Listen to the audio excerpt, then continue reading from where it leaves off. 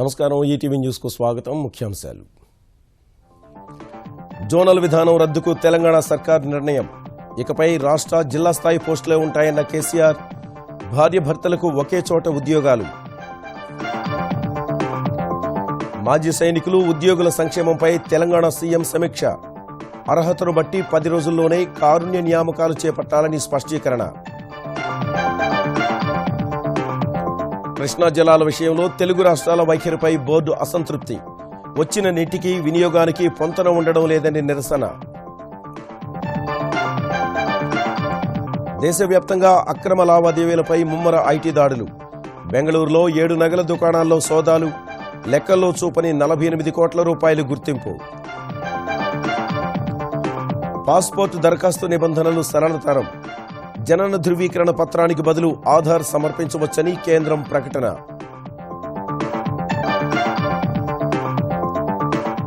బెంగాలీ కవి శంఖఘోష్కు జ్ఞానపీఠ్ పురస్కారం. విశ్వకవి రవీంద్రుని సాహిత్యంపై విస్తృత పరిశోధనలకు దక్కిన గౌరవం. వరుసగా 3వసారి అండర్-19 ఆసియా కప్ భారత్ కైవసం. ఉత్కంఠభరిత ఫైనల్లో శ్రీలంకపై 34 పరుగుల తేడాతో జయభేరి.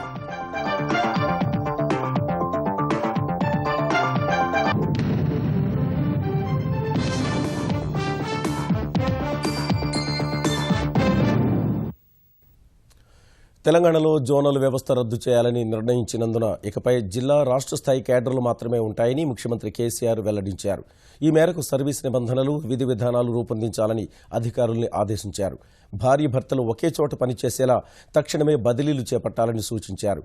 కారుణ్య నియామకాల విషయంలో మానవత్వంతో వ్యవహరించాలన్న కేసీఆర్ అర్హతను బట్టి 10 రోజుల్లో ఉద్యోగంలో నియమించాలని ఆదేశించారు.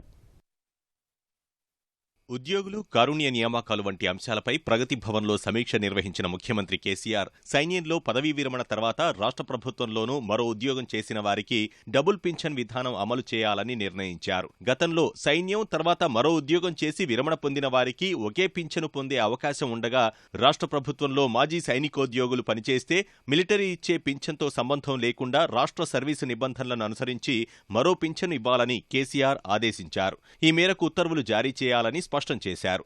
సైనికులు నిర్మించుకున్న నివాసాలకు ఆస్తి పన్ను నుంచి మినహాయింపు ఇవ్వాలని నిర్ణయించిన కేసీఆర్ యుద్ధంలో మరణించిన వీర సైనికుల భార్యలకు రాష్ట్ర ప్రభుత్వం తరఫున ఇచ్చే పింఛను 3,000 రూపాయల నుంచి 6,000 రూపాయలకు పెంచినట్లు వెల్లడించారు. ప్రభుత్వ ఉద్యోగం చేస్తూ మరణించిన ఉద్యోగుల కుటుంబ సభ్యులకు ఉద్యోగం కల్పించే కారుణ్య నియామకాల విషయంలో అత్యంత మానవత్వంతో వ్యవహరించాలని కేసీఆర్ అధికారులను ఆదేశించారు. చనిపోయిన ఉద్యోగి కుటుంబం ఎంతో బాధ, కష్టంతో ఉంటుందని, ఉద్యోగ నియామకం కోసం వారిని రోజులు, నెలల తరబడి కార్యాలయాల చుట్టూ తిప్పించుకోవడం భావ్యం కాదని అభిప్రాయపడ్డారు. వారి అర్హతను బట్టి 10 రోజుల్లోగా ఉద్యోగంలో నియమించాలని సూచించారు. పదవీ విరమణ పొందిన ఉద్యోగులకు చివరి రోజునే పూర్తి పెన్షన్ అందించాలని ఆదేశించారు. వారిని చివరి రోజు ఇంటిదాకా పంపించి రావాలని, ఈ విషయంలో ఖచ్చితంగా వ్యవహరించాలన్నారు.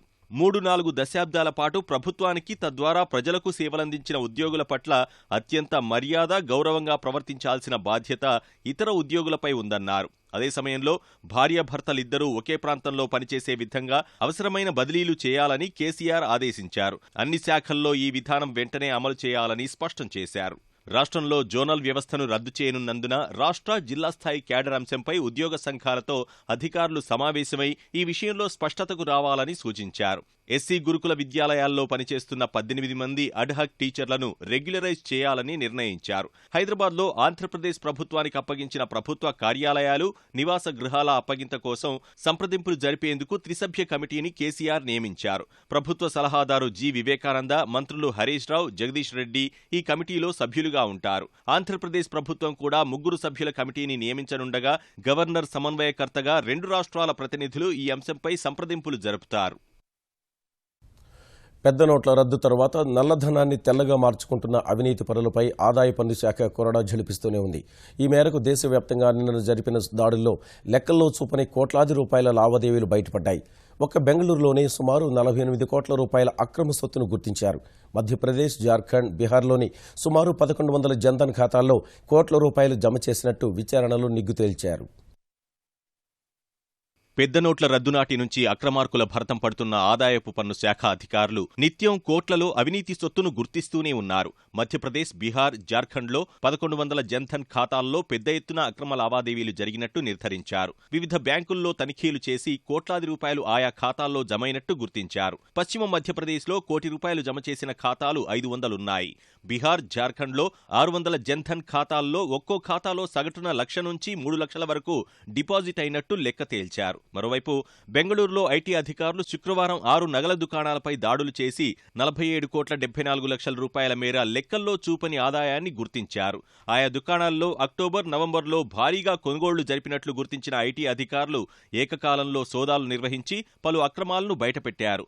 ₹2 లక్షల కంటే ఎక్కువ మొత్తానికి బంగారం కొనుగోలు చేస్తే పాన్ నంబర్ ఇవ్వాల్సి ఉన్నందున అంతకంటే తక్కువ మొత్తానికి పలుమార్లు కొనుగోలు చేసినట్లు అధికారులు తెలిపారు.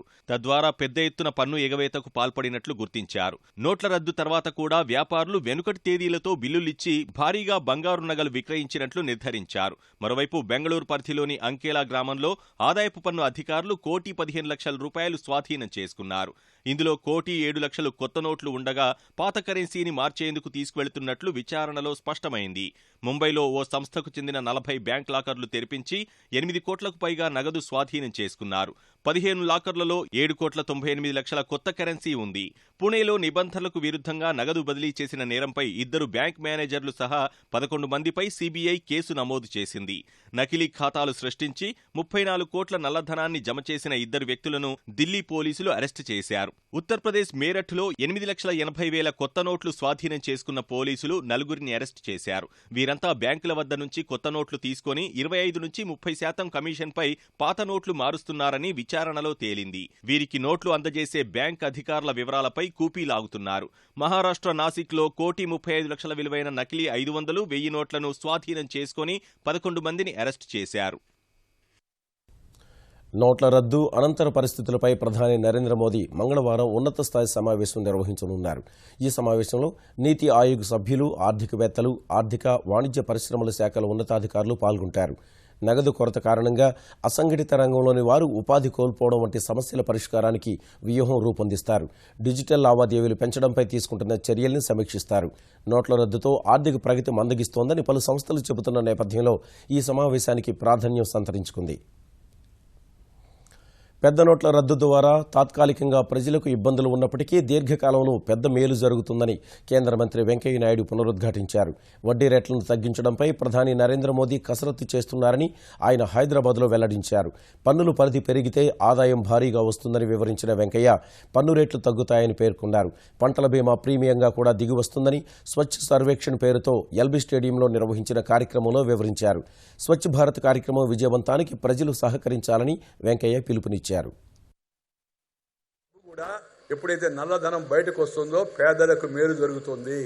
రాబోయే రోజుల్లో గృహాలకు, ఇళ్లకు ఇచ్చే రుణాలపైన వడ్డీ రేట్లు గణనీయంగా తగ్గే అవకాశం ఉంది. రైతులకు వచ్చే పంటల బీమా పథకం యొక్క ప్రీమియం తగ్గే అవకాశం ఉంది. మూడవది వైద్యము, విద్య, ఈ 2 కూడా పేదలకు అందరికీ అందుబాటులో తేవాలని ప్రధానమంత్రి ఉద్దేశం ఉన్నాడు. ప్రధానమంత్రి గారు ఒకే మాట చెప్పాడు, నేను మామూలుగా పరిపాలించడానికి రాలేదు, బాగుపరచడానికి, మెరుగుపరచడానికి వచ్చాను.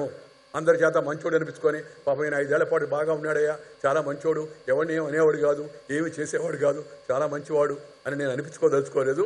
దేశాన్ని మార్చాలా, వ్యవస్థను మార్చాలని చెప్పి ప్రధానమంత్రి ప్రయత్నం చేస్తున్నాడు.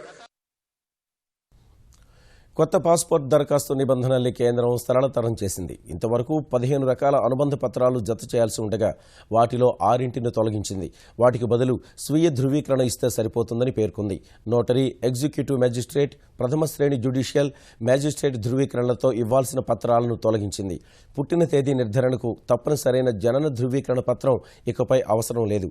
10వ తరగతి మార్కుల జాబితా, పాఠశాలలో ఇచ్చే TC, PAN, Aadhaar card, driving licence, voter గుర్తింపు కార్డు, ప్రభుత్వ రంగ సంస్థ జారీ చేసిన బీమా పాలసీ పత్రంలో పుట్టిన తేదీ ఉంటే సరిపోతుంది.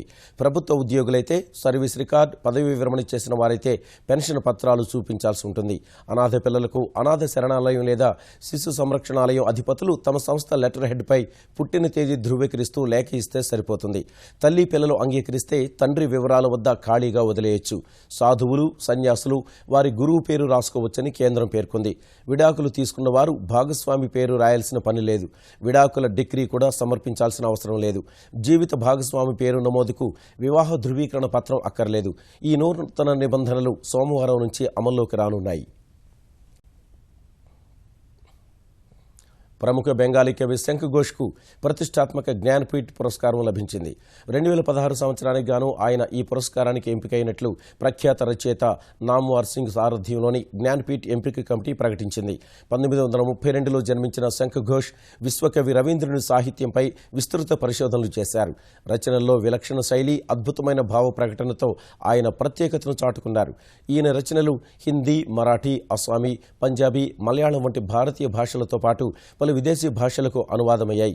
శంఖ్ ఘోష్ సాహిత్య అకాడమీ పురస్కారం, నర్సింగ్ దాస్ పురస్కార్, సరస్వతి సమ్మాన్, రవీంద్ర పురస్కార్ సహా పలు ప్రతిష్టాత్మక అవార్డులు అందుకున్నారు.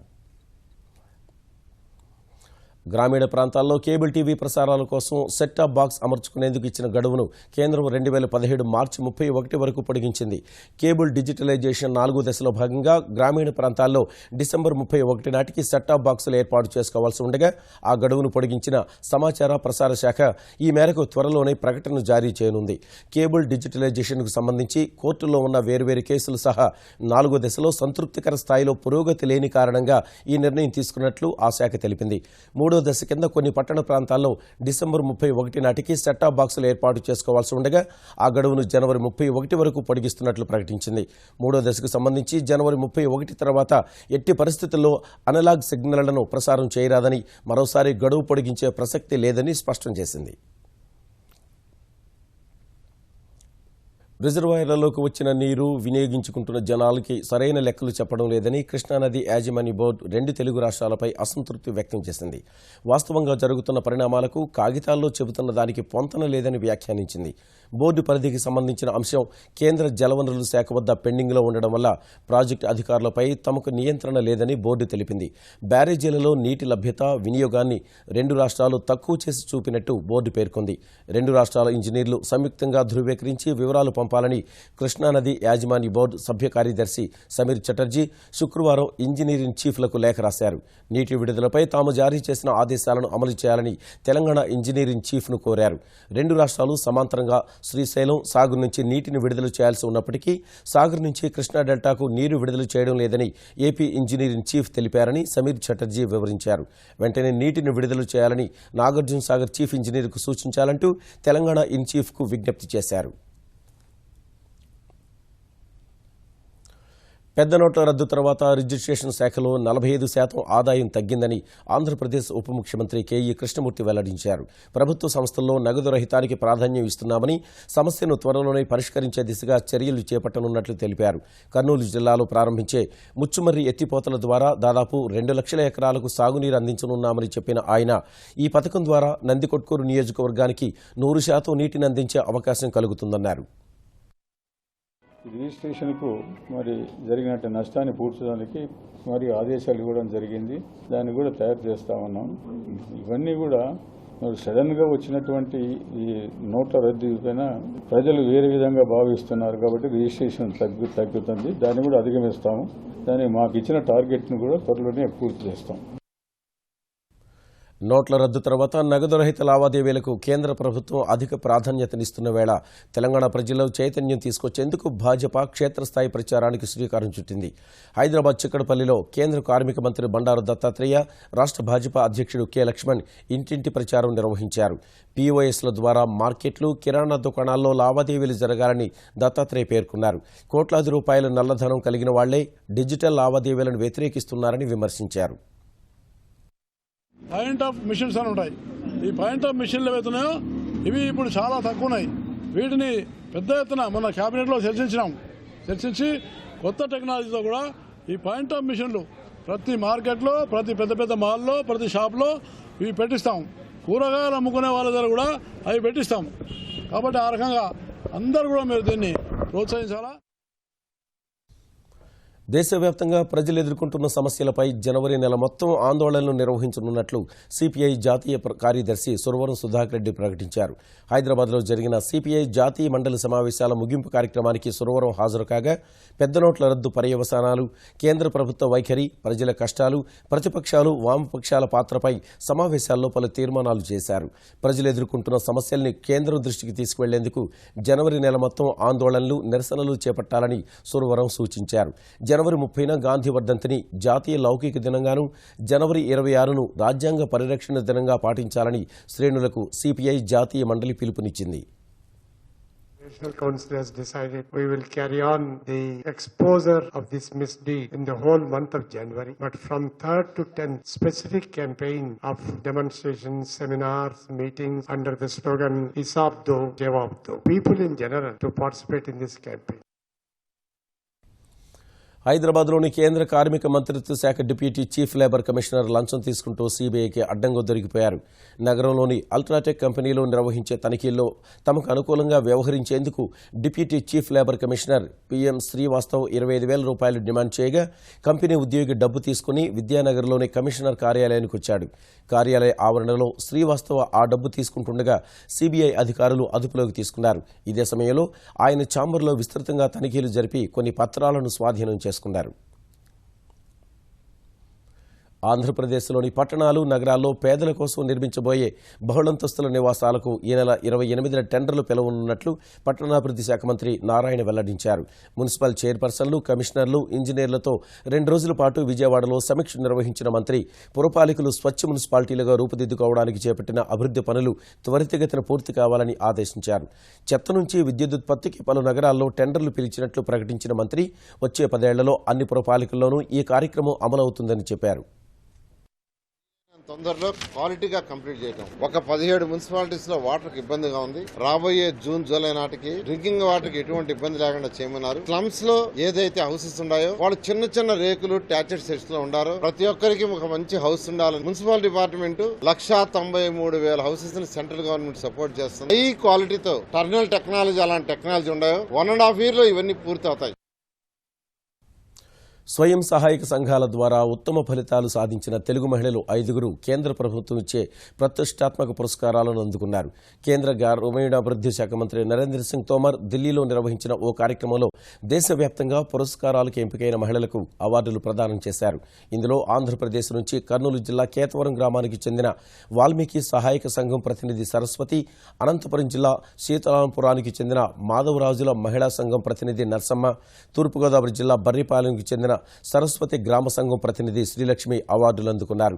తెలంగాణ నుంచి కరీంనగర్ జిల్లా చిన్నబోనాల గ్రామంలోని సరస్వతి సహాయక సంఘం, ఖమ్మం జిల్లాలోని నాయుడిపేటలోని సుజాత సుప్రియ సంఘాలకు అవార్డులు దక్కాయి. ఈ అవార్డు కింద ఇచ్చే 2 లక్షల రూపాయలను నగదు రహిత లావాదేవీలను ప్రోత్సహించే దిశలో ఆయా సంఘాల బ్యాంకు ఖాతాల్లోకి జమ చేయనున్నట్లు అధికారులు తెలిపారు.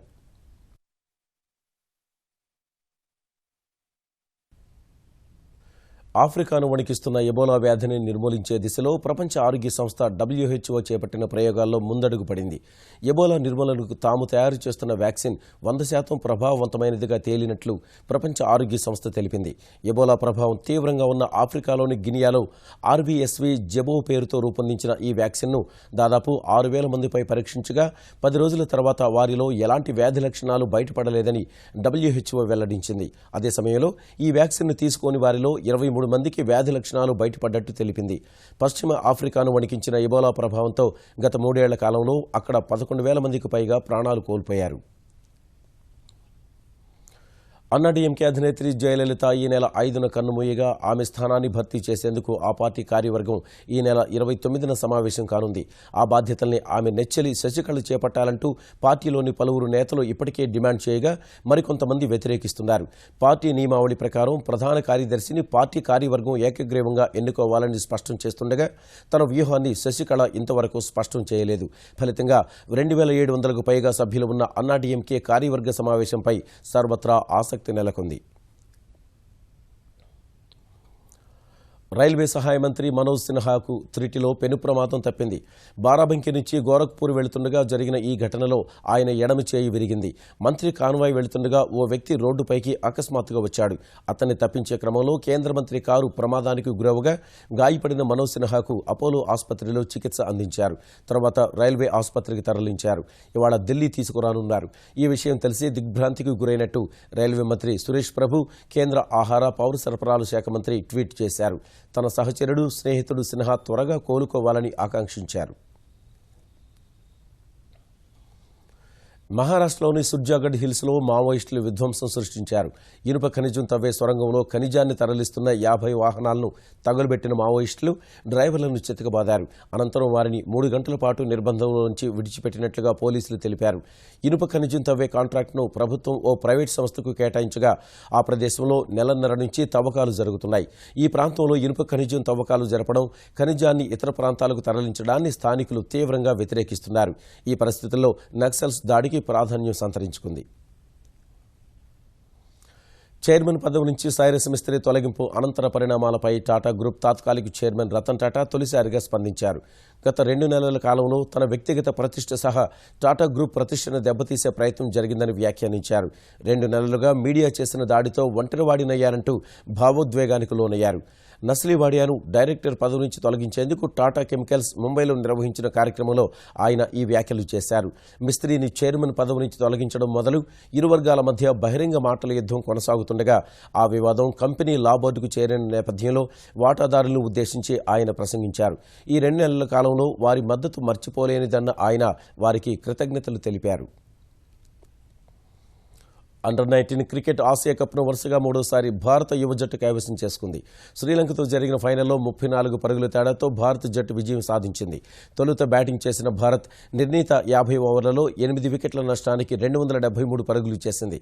భారత జట్టులో హిమాన్షు రాణా 71, శుభ్మాన్ గిల్ 70 పరుగులతో రాణించారు. అనంతరం బ్యాటింగ్ దిగిన శ్రీలంక జట్టు 239 పరుగులు మాత్రమే చేసి ఆలౌట్ అయింది. హైదరాబాద్ సోమాజిగూడలోని విల్లామేరీ కళాశాలలో క్రిస్మస్ సంబరాలు అంబరాన్నంటాయి. విల్లామేరీ ఫెస్టా 2016 పేరిట నిర్వహించిన వేడుకల్లో విద్యార్థినులు క్రిస్మస్ కేక్ కోసి ఉపాధ్యాయులకు శుభాకాంక్షలు తెలిపారు. ఈ సందర్భంగా విద్యార్థినుల సాంస్కృతిక కార్యక్రమాలు అందరినీ అలరించాయి. యువతుల ఫ్యాషన్ ప్రదర్శన ప్రధాన ఆకర్షణగా నిలిచింది.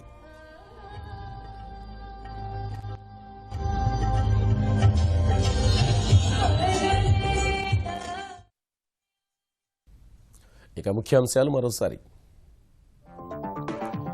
జోనల్ విధానం రద్దుకు తెలంగాణ సర్కారు నిర్ణయం. ఇకపై రాష్ట్ర జిల్లా స్థాయి పోస్టులే ఉంటాయన్న కేసీఆర్. భార్య భర్తలకు ఒకే చోట ఉద్యోగాలు. మాజీ సైనికులు ఉద్యోగుల సంక్షేమంపై తెలంగాణ సీఎం సమీక్ష. అర్హతను బట్టి 10 రోజుల్లోనే కారుణ్య నియామకాలు చేపట్టాలని స్పష్టీకరణ. కృష్ణా జలాల విషయంలో తెలుగు రాష్ట్రాల వైఖరిపై బోర్డు అసంతృప్తి. వచ్చిన నీటికి వినియోగానికి పొంతన ఉండడం లేదని నిరసన. దేశవ్యాప్తంగా అక్రమ లావాదేవీలపై ముమ్మర ఐటీ దాడులు. బెంగళూరులో 7 నగల దుకాణాల్లో సోదాలు. లెక్కల్లో చూపని 48 కోట్ల రూపాయలు గుర్తింపు. పాస్పోర్ట్ దరఖాస్తు నిబంధనలు సరళతరం. జనన ధృవీకరణ పత్రానికి బదులు ఆధార్ సమర్పించవచ్చని కేంద్రం ప్రకటన. బెంగాలీ కవి శంఖ్ ఘోష్కు జ్ఞానపీఠ పురస్కారం. విశ్వకవి రవీంద్రుని సాహిత్యంపై విస్తృత పరిశోధనలకు దక్కిన గౌరవం.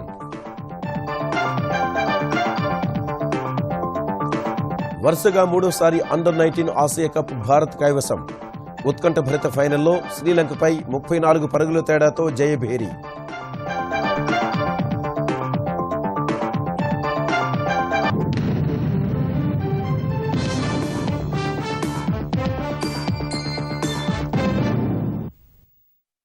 టీవీ న్యూస్ సమాప్తం. నమస్కారం.